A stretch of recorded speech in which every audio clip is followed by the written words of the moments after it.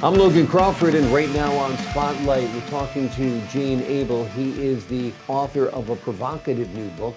It is called The Destruction of the American Republic. This profound book dives deep into America's political and economic challenges, revealing shocking truths and offering bold solutions. You won't want to miss this compelling conversation about the critical issues that are facing our nation right now. We're delighted to have this very talented author join us here today on Spotlight. We thank the team at Books to Life Marketing for helping us put him in the spotlight today. And we ask viewers like you to support authors like him by subscribing to our channel and by purchasing his wonderful book. The links are below this interview. Gene, great to see you here today on Spotlight. Glad to be here, Logan. Glad to have you on the show. What inspired you to write The Destruction of the American Republic at this point in time? Well, we are facing, and this is, I know, an overused statement, probably the most important election in our history. We have a series of very concerning issues that have been neglected for years that need to be dealt with. We also have a person running for office who has demonstrated by his actions and by his rhetoric that he is a true danger to the republic that our founding fathers established in 1789 in the Constitution. Now, I'm not naive, and I am not trying to change the mind of any mega Republican. That's not possible, in my opinion. What I am trying to do is bring to people that are not members of the cult to take a look at the facts, to take a look at the reality, and to take a look at the choice that we're faced with and will be faced with on November 5th, because that choice is going to have a profound impact on our future. It's an important race, that's for sure. Can you share some of the most surprising findings from your research on the conservative agenda's economic impact? Yes. I took a look at the foundations of the conservative ideology, things like tax cuts for the wealthy that would trickle down. I took a look at the impact of deregulation. And I took a look at something that I think is very important, and that is today the philosophy of the Republicans is small government and less spending. Now, our country is faced with some very, very major issues that if they're not solved, they're going to swamp the boat. Things like rebuilding the infrastructure. We've only just started that. Global warming and the effects, balancing the budget and the national debt, especially the interest, fully funding Social Security, providing comprehensive immigration, help with our students and the next generation with their debt, affordable health care for all Americans, and the defense of this country against enemies like Russia, China, North Korea. Logan, I can tell you without any fear of contradiction, small government and less spending will not address any one of, much less all, of the issues I just enumerated. Now, when I took a look at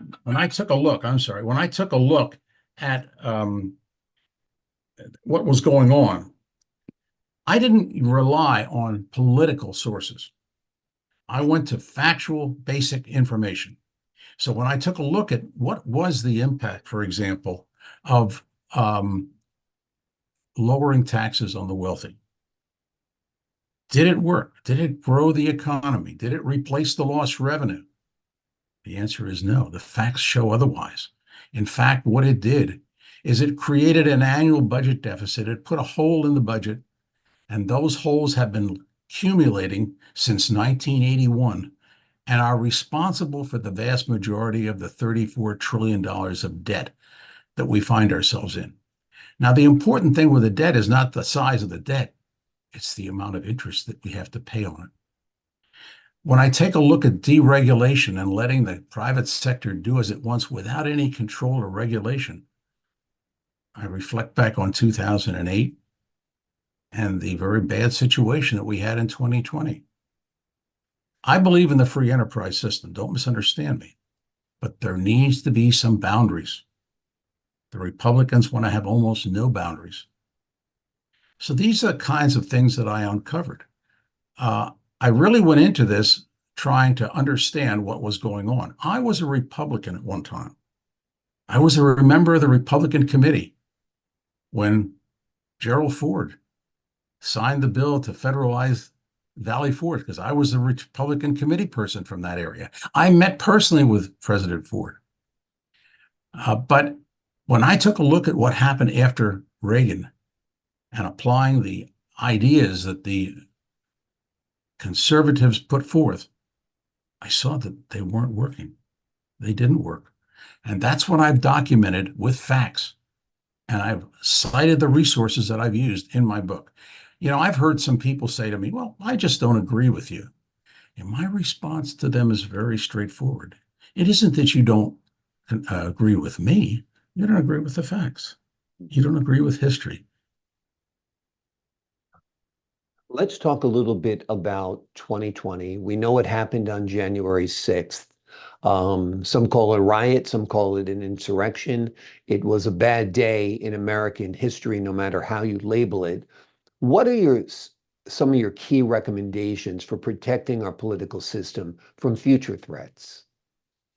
Well, first of all, the bedrock reason why so many people are unhappy is that Trump has been basically undercutting our electoral system. He lied about the outcome of the election because he didn't like it.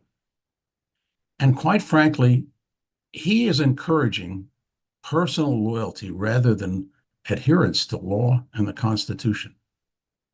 What we saw on January 6th was an attempt to prevent the peaceful transfer of power after the people used the most important tool, the vote, to decide who was going to lead this country. There is no excuse for that. That man violated the most basic premise of his responsibility and the oath of office that he took. There is no question about that.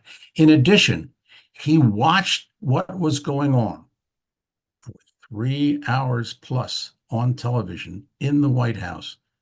He had 10,000 National Guard troops blocks away from the Capitol and did nothing. So not only is he responsible for encouraging his followers to attack the Capitol, the Congress, threaten the vice president's life and the speaker's life, but he sat there for more than 3 hours, failing to bring this under control because basically he supported what they were doing. Let's talk about what happened in Atlanta last night. The two presidential candidates faced off in a debate, a very early debate in the election season. What are your thoughts? What's your take on all of this? Well, I would be less than genuine if I didn't say that I wish the performance of President Biden was more like what he did in his State of the Union message. There's no question about that, and I wouldn't minimize that. However, when we get down to it, we are going to make a choice on November the 5th. And regardless of the performance of the president last night, we still have the issues that I discussed earlier of the conservatives and the fact that they will not deal with the major issues and solve them. So if we allow them to take over, we ensure that the problems I just enumerated will not be resolved. Second, we will have someone in power who has shown his disregard for our system, our judicial system, our military, the free press, who blames our problems on immigrants and calls them something that's poisoning the blood of America. Anybody that doesn't remember 1932 and 1933 better reopen their history book. The tactics that have been used by Donald Trump, personal loyalty, attacking everyone, telling the big lie, are precisely what Hitler did in 32 and 33. Germany had a constitution that had all the same guarantees as ours does prior to Hitler. But the last thing that went down was the judiciary in Germany. We must listen to people like General Kelly, General Milley, and 40 other of the top Trump staff that said he should never, ever be in the White House again. So we can wish that the performance of the president had been different last night. But when you come down to it, the choice that we need to make is, are we going to have a government that adheres to the principles that our founding fathers gave us? Are we going to have the ability to vote in 2028? Or are we going to choose something that puts that all in danger? For me, I don't have to think a nanosecond of which choice I'm going to make. Would it be great if we had two younger people running for president? Probably so. But the reality is, the choice is former President Trump or President Biden. And for the reasons I've just stated, the decision is very simple. If you love this country and if you want to continue to be free. Wonderful. Gene Abel, as you can hear, is a powerful speaker. He is also a very talented writer. He has put together a provocative new book. It is called The Destruction of the American Republic. The book dives deep into America's political and economic challenges and reveals shocking truths and offers bold solutions as well. Gene, thanks so much for joining us here today on Spotlight. Thank you for having me, Logan. You have a good day. You have a great day as well. I appreciate your time. To the folks at home, I'm Logan Crawford, thanking you for your time this time. Until next time on Spotlight.